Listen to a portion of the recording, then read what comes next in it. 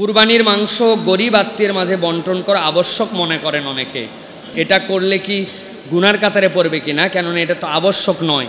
প্রিয় ভাইয়েরা, একটু আগে আপনাদের কাছে বলেছি আল্লাহ রাব্বুল আমিন কুরবানির যে বর্ণনা দিয়েছেন সেখানে কি বলেছেন? আল্লাহ রাব্বুল আমিন বলেছেন যে এটা হচ্ছে তাদের জন্য হক যারা তোমাদের মধ্যে দুস্থ এবং তোমাদের মধ্যে যারা ফকির।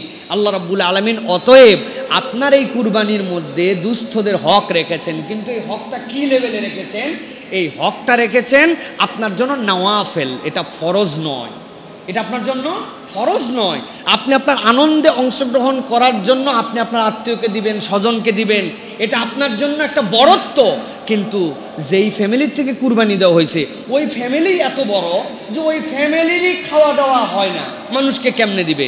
তাহলে আপনি পুরোটাই খেয়ে ফেলতে পারেন, আপনার কোনো আপত্তি নাই, কোনো রকম বাধা নেই, কিন্তু এটা না দিলে কুরবানি হবে না।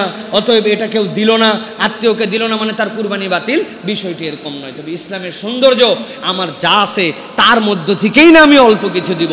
আল্লাহ তো বলেন নাই তোমাকে কেজি কেজি ধরে দিতে হবে। আল্লাহ আপনাকে এক টুকরা দেওয়ার সামর্থ্য দিয়েছেন, আপনি আপনার দিলের বরত্বে এক টুকরা পাঠাইছেন, আল্লাহর কাছে ওই টুকরাটা পৌঁছানোর আগে কবুল হবে, কেননা আপনার অন্তর জানে যে আপনার সামর্থ্যের সাথে সমন্বয় করে আপনি কতটুকু দিয়েছেন। সুবহানাল্লাহ।